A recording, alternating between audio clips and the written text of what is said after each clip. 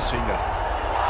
भुवनेश्वर कुमार को क्या हुआ? वो बॉलर जो एक समय पर स्विंग का राजा हुआ करता था, जो बॉलर केवल अपने स्किल्स से ही बल्लेबाजों को चकमा दे दिया करता था, वो अब कहाँ है? जहाँ बाकी बॉलर्स बेहिसाब मार खाते थे, वहाँ भुवनेश्वर कुमार का एवरेज सबसे कम रहता था। ओडीआई और T20 डेब्यू पर 3 से कम की इकोनॉमी रखना, लॉर्ड्स में 5 लेना और 2 लगातार IPL सीजन में पर्पल कैप होल्ड करने वाला इकलौता बॉलर बनना। लेकिन इन सब के बावजूद अब वाले भुवनेश्वर कुमार पहले वाले भुवनेश्वर कुमार नहीं रहे। 2012-13 में उनका सीम पोजीशन ऐसा रहता था और 2016-17 आते उनका सेम पोजीशन ऐसा हो गया, और यहीं पे आई वो प्रॉब्लम जिसने इनको इंडियन टीम से बाहर कर दिया।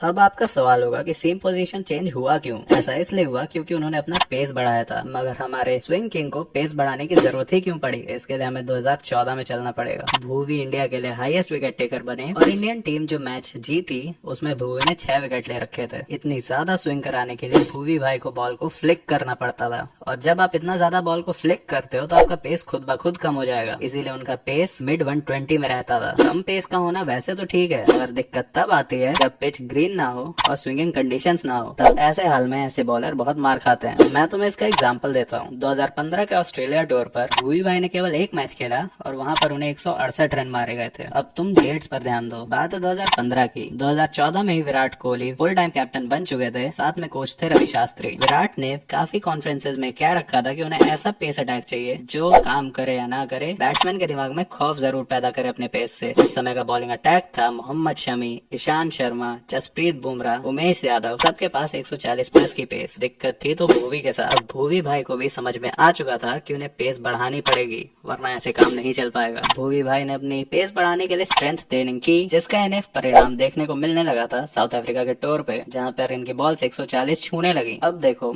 भुवी भाई के पास पेस आ गया, स्विंग तो उनके पास थी और उनकी एक्यूरेसी तो माशाअल्लाह थी। 2016 और 17 का IPL तो उनका ही था। IPL हिस्ट्री में पहली बार किसी बॉलर ने लगातार 2 बार पर्पल कैप जीता, और कोई नहीं, अपने भुवी ही थे। अब उन्होंने एक बार प्रेस के सामने कह दिया था, मैं स्विंग के लिए अपने पेस से कॉम्प्रोमाइज नहीं करूंगा। 2017 के चैंपियंस ट्रॉफी में इंडिया के लिए हाईएस्ट विकेट टेकर बने। पावर प्ले में विकेट्स के साथ साथ डेथ ओवर में यॉर्कर्स। भुवनेश्वर कुमार इंडिया के one of the best fast bowlers बन चुके थे। But we all know pace बढ़ाने के चक्कर में एक बॉलर को जोर लगाना पड़ता है, और उसी जोर ने इनकी इंजरीज का फेज शुरू कर दिया। CSK के अगेंस्ट एक बैक इंजरी होने की वजह से उन्हें आगे के 3 मैचेस से बाहर बैठा दिया गया। वापस आए तो उन्होंने एक मास्टर क्लास दिखाया, पर क्या उनकी इंजरी पूरी तरह सही हुई थी?